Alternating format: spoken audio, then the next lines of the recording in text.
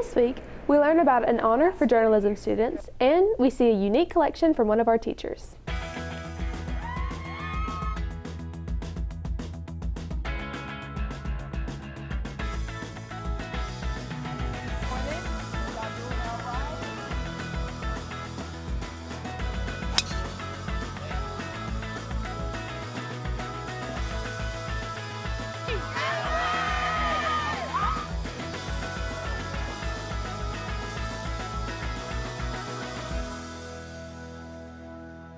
Welcome to the first episode of WTHS in 2024. I'm Caleigh Martin.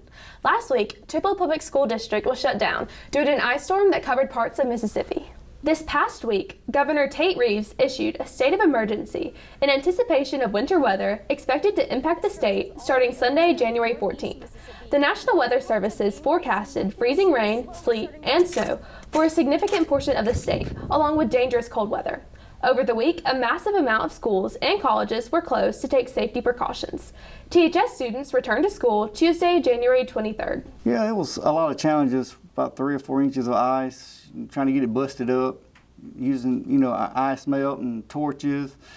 And so it took a lot of heavy machinery to come in and to get it up. It's hard to drive on ice, and getting here was a challenge, but you do what you gotta do. Luckily, 4 WTHS students were able to go to the Capitol the week before last to cover Governor Tate Reeves' inauguration. On Tuesday, January 9th, Governor Tate Reeves was sworn in to serve his second term as Mississippi's governor. The theme of the inauguration was Mississippi's time. Surrounded by family, friends, and state legislators, Reeves gave his inaugural speech in the chilling wind. He highlighted several moments he was proud of from his first term and shared goals he has for his next term. I was very encouraged hearing the governor speak today. He really talked about being bold and continue the momentum that we've already had, the success that we had, and moving forward and what Mississippi looks like in the future. While they covered the inauguration, they met many politicians and learned about an issue taking place among students across the country. In the United States, there was a gap of over 15 points between experienced voters and new voters in the previous presidential election. This means that the voices of the youth in our country were not heard or taken into consideration when it came to action in the United States. Members of the Mississippi House and Senate agree that voting is a key way for America's youth to become involved in the government and make a change. I think we do need to do more to encourage teenagers, once they turn 18, to register to vote. I always, when I give a talk to a group of young people, I always try to encourage them to, when you turn 18, be sure and register to vote. So, I want to instill in them the importance of doing that, and so that once you get in the habit of starting young and doing it, then you take that with you through your life. This directly applies to Tupelo High School students, especially those who will be able to vote in the upcoming presidential election. THS students have the opportunity to make an impact by voting. Speaking of impact, a teacher was recently recognized for her hard work in the Career Technical Education program. Awa has more. Teachers have a big impact in educating students, and one teacher here at THS is being recognized for her efforts. Melanie Wood was named Teacher of the Year for Tupelo Career Technical Center and then District Teacher of the Year for the Tupelo Public School District. She has mixed emotions about the news of receiving this award. Shocked, because I know there are other teachers, especially in CTE, that do way more than I do. And very humbled because I just really don't feel like I'm deserving of the award. Mrs. Wood's hard work and dedication has made an impact here at Tupelo High School with her students and her coworkers. Kaylin Fair, a student in Mrs. Wood's education preparation program, reflects on the learning moment she gained from her teacher. Ms. Wood has taught me that I can be the best teacher I can. She has taught me patience. She's the best teacher ever. CTE Principal Yvette Talk sees that Melanie Wood's character had played a role in receiving this award. One of the best things that I recognize about Ms. Wood that resonates with everybody is the fact that she is genuinely kind and caring. Even after 7 years working in the school district, Mrs. Wood is looking ahead on how the education program here can grow. I would like to increase my numbers and increase students' awareness of the program And hopefully by doing those two things, we will increase the interest in our students to become teachers. Melanie Wood is now in the running for Teacher of the Year for the state of Mississippi. I'm Awa Camara, WTHS News.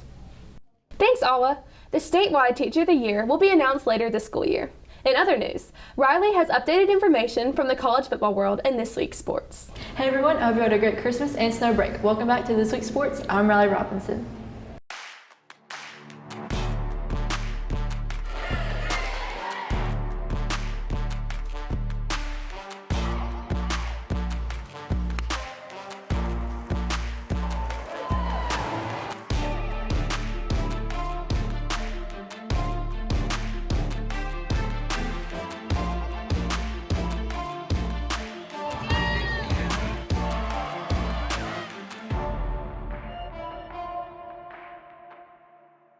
As you all know, the football season ended in November, but many of our players signed on National Signing Day.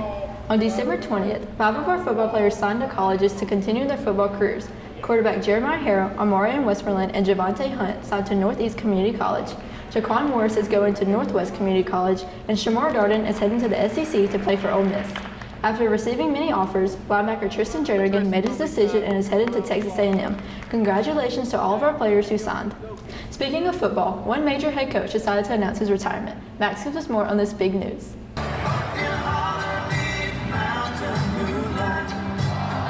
Nick Saban hung up his whistle on his coaching days on January 10th of this year. Coach Saban started off his coaching career at Kent State as a linebacker coach from 1975 to 1976. He then went on to coach for numerous teams such as Syracuse, West Virginia, Ohio State, Navy, and Michigan State. He went to coach a little in the NFL with the Houston Oilers. They should be proud of themselves. They've accomplished a lot. They've come a long way as a football team. I think it's, their ability to sustain and win in the fourth quarter and, play like we've played in the second half of games is a real tribute to their work ethic and their work habits. And now it's going to pay off, at least for them, to have a co-championship. Coach Saban finally became a coach in 1994 Toledo, leading them to a 9-2 record, but it only lasted a year because he got a call from a good friend, Bill Belichick, to come back to the NFL and be a defense coordinator for the Cleveland Browns. He then went on to become the Michigan State head coach. He coached his first team in SEC, LSU, for 5 seasons and won his first national championship in 2003. After the Tigers, he went back to the NFL to become the head coach of the Miami Dolphins. After a lackluster 2 seasons with the Dolphins, Saban went to Alabama. I did grow up an Alabama fan. My mother's from just about 45 minutes outside Tuscaloosa, so I got to go to some games when I was younger. Didn't go to school there. Went to Ole Miss, but we still have season tickets over there. And me and my dad try to go to games just about every Saturday there at home. Nick Saban went on to win 6 national championships with Alabama. During that time, Alabama had 4 Heisman winners: Mark Ingram in 2009. Derrick Henry in 2015, Devontae Smith in 2020, and Bryce Young in 2021. Coach Saban's coaching tree also has some notable names such as Kirby Smart, head coach of Georgia, Lane Kiffin, head coach of Ole Miss, Brian Daboll, head coach of the New York Giants, Steve Sarkisian, head coach of Texas, and many, many more. Coach Saban's had an impact on many people, not just in Alabama. Last year, around August, we went to go see them, and they did the little Walk of Champions, and him with his team was just really inspirational. In my family, we are born into being Alabama fans. I was born in Alabama. My family's from Alabama. Our babies, their first words are Roll Tide. So it's just been a tradition throughout my family my whole life. Coach Saban is arguably the greatest college coach of all time. He went 292, 71-1 in his college career, and 206-9 at Alabama. This is Max Enis, WTHS News. Thanks, Max. Alabama's new head coach will be Kalen DeBoer from Washington. On January 9th, our soccer team played against Germantown. The boys tied with the score 1-1, and the girls won 5-1. I think I did pretty well. We had a few mistakes that kind of kept the game close, but for the most part, it was a good game overall. Not only did our soccer team play against Germantown, but on the 11th, our basketball team did as well. They're scheduled to play Madison Central on Monday. Overall, the team played very well. I was very pleased with how we all played. The energy, it was at the Dome, and we just had a lot of fun. Tonight, basketball will also play Murrah at 4:15, 5, 6, and 7:30. Make sure you stay tuned to next week to find out how they have been preparing for playoffs, even though we unexpectedly missed a whole week of school. I'm Rylie Robinson, WTHS Sports Media. Thanks, Rylie. Speaking of away games, Cate gives us more information about a teacher who is traveling all over the world. Like many kids, Miss Patricia Parker received Pez dispensers in her stockings during the holidays. Unlike many kids, she has now collected over 1,000 of these candy holders from all over the world. When she is not teaching or making art, Miss Parker spends her time traveling. Along with her husband Clark and her daughter Stella, she has led student and community groups to visit many countries. Ukraine and Poland, China, Hong Kong,